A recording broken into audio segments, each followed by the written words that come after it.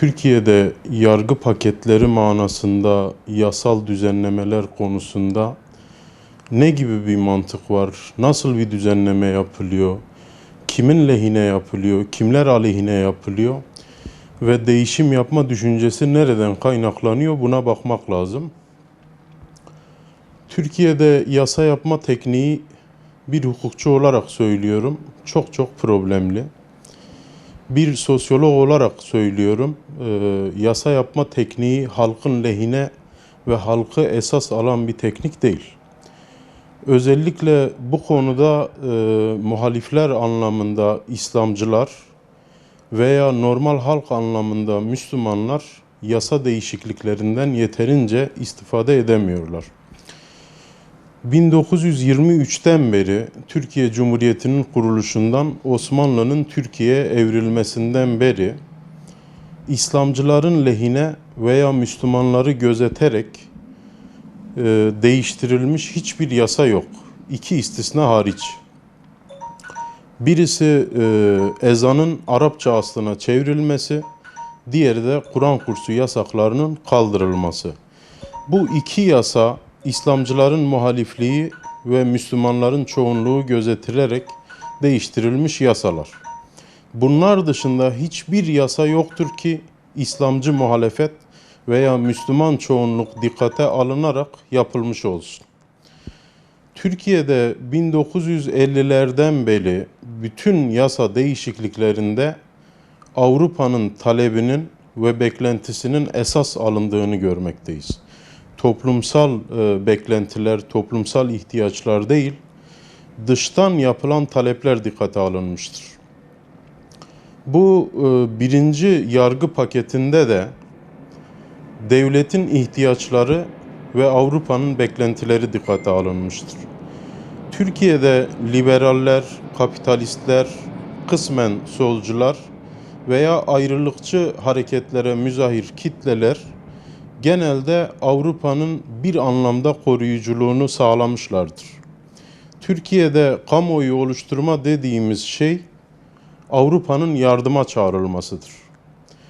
Bir şekilde İslamcılar dışındaki muhalif kesimler Avrupa'nın koruyuculuğunu tekrar davet etmekte ve bu konuda hükümete hem içten hem dıştan baskı yapılarak buradaki Avrupa'ya müzahir kitleler, medya organları, bürokrasi içindeki belli noktadaki kişiler birçok yasanın lehe çıkarılmasını sağlamaktadırlar kendi lehelerine. Ama İslamcılar lehine çıkmış hiçbir yasal düzenleme yoktur veya Müslüman çoğunluk dikkate alınarak yapılmış hiçbir yasal düzenleme yoktur. Bu noktada 163. madde akla gelebilir. Turgut Özal döneminde kaldırılan ve dindarlar aleyhine düzenlenmiş bir yasaydı. Ancak bu dindarlar lehine bir düzenleme gibi gözükse de esasen 141 ve 142. maddede solcular lehine yapılan düzenlemenin İslamcılara da bu hususu kabul ettirmek ve bu konuda yine keskin bir ayrıma gitmemek, bir problem oluşmaması açısından, kamuoyunun tepkisinin oluşmaması açısından yapılan bir düzenlemeydi 163. madde. Onun dışındaki tüm yasal düzenlemeler Avrupa'nın koruması altındaki muhalif kesimin korunmasına yönelik düzenlemelerdir. Bu düzenleme de aynı şekilde maddelerine baktığımız zaman öncelikli olarak Avrupa'nın rahatsızlığını dile getirdiği muhalif olan bazı kimselerin mağduriyetine sebep olan yasal düzenlemeler görüyoruz. Onların lehine yasal düzenlemeler görüyoruz. Biz bunlara karşı değiliz. Gerçekten o kesimlerin de mağdur edildiği birçok yasal düzenleme ve uygulama var. Bizim karşı çıktığımız nokta yasal düzenlemelerde sadece onların esas alınması, dindar kesimden muhalif kişilerin de onların istifade ettiği hususların adeta artıklarıyla iktifa etmek zorunda kalması. Biz bu hususa karşı çıkıyoruz. İkinci yargı paketinde dikkate alınan tek şey devlet ihtiyacı. Kesinlikle adalet gözetilmiyor. İnsanların mağduriyetleri dikkate alınmıyor. Hangi yasanın neye hizmet ettiği, ne niyetle çıkarıldığı ve bugün gelinen aşamada ne noktada olduğu dikkate alınmıyor. Sosyolojik ihtiyaçlar dikkate alınmıyor. Sadece devletin menfaatleri, devletin geçici ihtiyacı dikkate alınıyor. Bu ihtiyaç dikkate alınırken de iki ayrı görüş var. Birisi Milliyetçi Hareket Partisi'nin görüşü. O arızi, geçici, bir sefere mahsus infaz affı mahiyetinde bir şey talep ediyor ki bu daha vahim bir durum.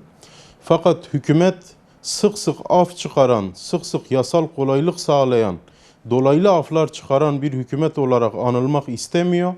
Onun yerine süreklilik arz edecek şekilde bazı suçlara infaz indirimi, infaz kolaylığı getirmek istiyor. Öncelikle hükümetin bu görüşünü kısmen desteklediğimi belirtmek isterim. Türkiye'de infaz süreleri yargılamanın adillik ölçüsünün çok çok dışında. Şimdi infaz sisteminde şartlı salıverme hususu iki şeye dayanır. Birincisi, ben yargıladığım her üç kişiden ikisinin mutlak surette suçlu olduğunu düşünüyorum.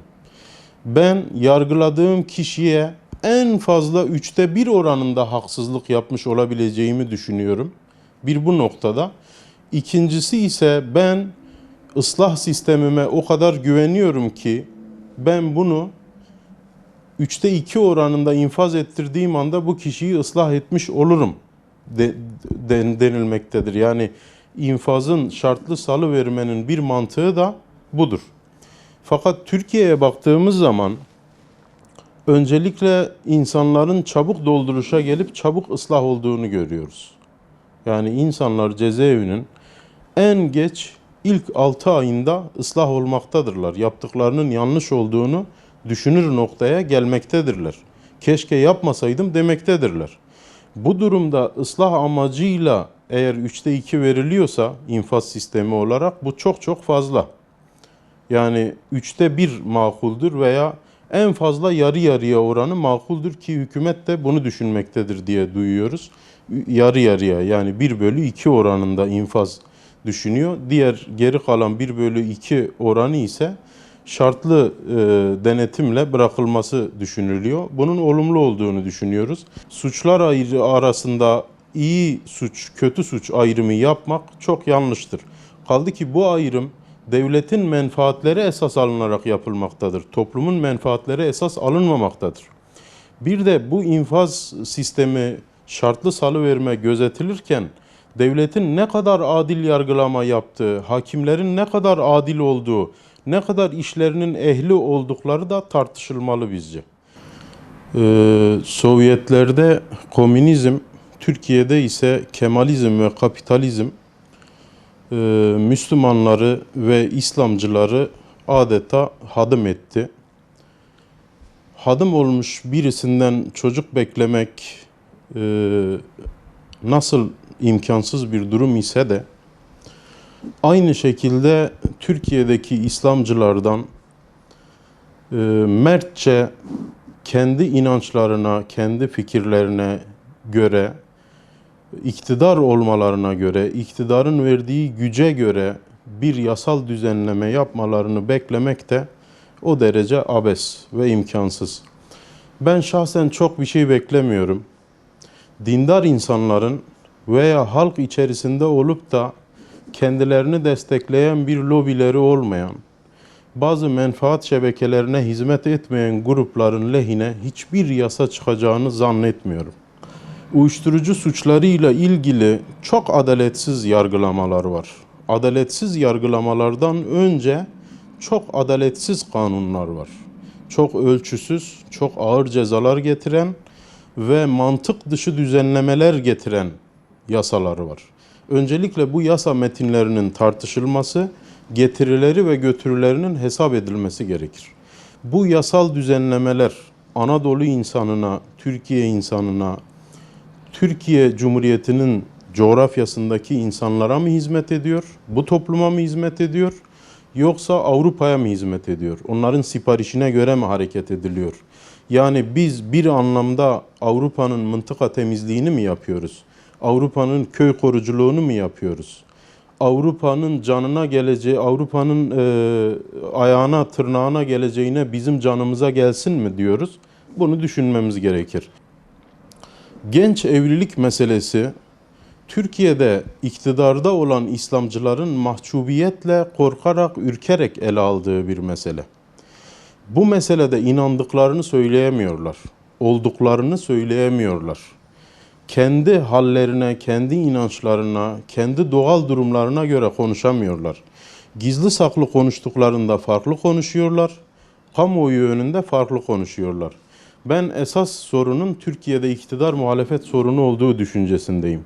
Türkiye'de tam bir iktidar yoktur çünkü iktidardakiler içsel anlamda muhaliftir, şekilsel anlamda iktidardır. O yüzden çoğu zaman görüyoruz ki Türkiye'deki iktidar kendi kendine muhaliflik de yapıyor. Kendi uygulamasına içinden birisi çıkıp böyle bir şey olamaz diyor. Böyle bir şey kabul edilemez diyor. Halbuki yapan da kendisi. Bu sebeple tam iktidar olunamadığı için iktidar aynı zamanda kendi muhalifliğini de yapıyor. Türkiye'de muhalefet de milliyetçiliği temsil eden MHP ve Kemalizmi veya kısmen solu temsil eden CHP de muhalif gözükmelerine rağmen, muhalefette gözükmelerine rağmen şekilsel olarak, cisimsel, içsel olarak iktidarda gibiler.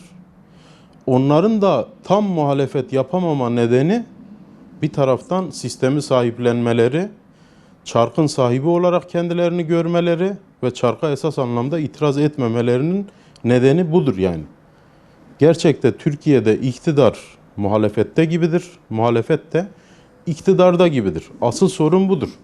Yani iktidarın mahcubiyeti hak karşısında, hakkı bildiği halde hakkı gizlemesi, saklaması, bundan mahcubiyet duyması ve çeşitli hesaplar içerisine girmesi on binlerce insanı mağdur ediyor. Türkiye'de iki tür evlilik var. Geç evlilik, genç evlilik. Geç evliliğe hiçbir ceza vermezken, bununla ilgili hiçbir düzenleme yapmazken, hiçbir teşvikte bulunmazken, genç evlilikle ilgili aslında olması gereken fıtrata göre, doğaya göre, sosyolojiye göre, dini inançlarımıza göre, kültürümüze, örfümüze, yaşantımıza göre olması gereken genç evliliğe ceza veriyorsun ve insafsızca, akılsızca, akıl dışı bir şekilde verdiğin ceza da normal bir ceza değil. Genç evlilik veya sözüm ona erken evlilik nedeniyle bir ceza değil. Hani sen 18'inde evlenecektin, 17'sinde evlendin, 16'sında evlendin. Bu sebeple ben sana 1 yıl veriyorum, 2 yıl veriyorum, 3 yıl veriyorum şeklinde bir ceza değil. Bu suçun hem isimlendirmesi hem cezası çok çok insafsızca. Tecavüzcü olarak nitelendiriyorlar. Tecavüzcülerin arasına koyuyorlar. Mağdur olduğu iddia edilen genç kadın diyor ki hayır bu benim kocam, ben evlilik yaptım, düğün yaptım, nişan sürecimiz oldu, sözlü kaldık, birbirimizi tanıdık, ailelerimiz işin içinde, tamamen düğün yaptık, normal bir aile gibi ev tuttuk, çocuğumuz var, yapmayın bunu bana yapmayın, çocuğuma böyle yapmayın diyor. Yani burada suç yok diyor, sosyolojik anlamda suç yok, dini anlamda suç yok, kültürel anlamda suç yok. Peki bunu suç yapan kim? Yasalar topluma göre düzenlenir. Toplum yasalara göre değil. Türkiye'de handikaplardan birisi, çıkmazlardan birisi yasaların ve devletin topluma ayar verme çabası. Devlet bundan vazgeçsin. Bir devlet topluma ayar vermez. Devlet topluma göre genel kuralları belirler. Bunları kanun haline getirir, yasa haline getirir, anayasa metni haline getirir. Yani devlet toplum mühendisliğini bırakmalıdır.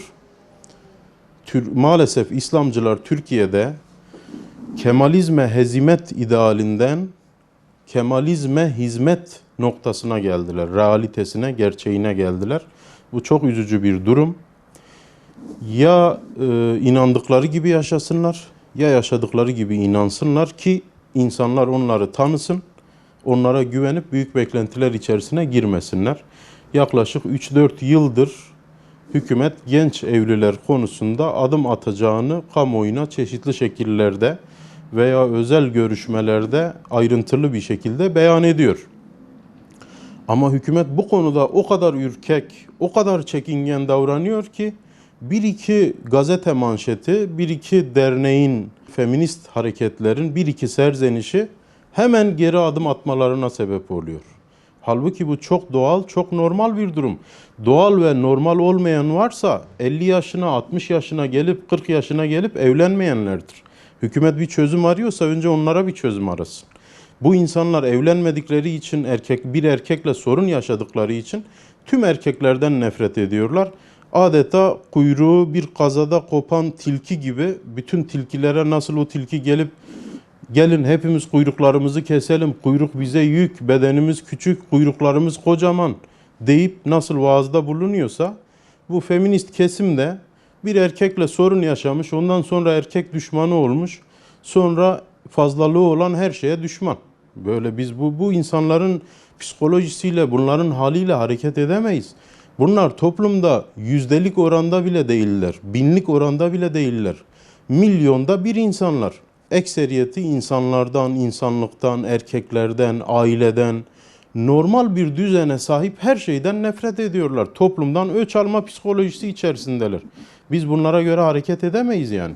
Hareket edersek sonucu on binlerce mağdur, evli olduğu halde, meşru dairede çocuk sahibi olduğu halde tecavüzcü olarak yaftalanan insanlar. Bunlar hükümetten bir netice bekliyorlar. Bu insanlar eğer bu paketlerde de bir netice göremezlerse artık hükümetten ümidini kesip muhtemelen muhalefette ümit aramaya başlayacaklardır diye düşünüyorum.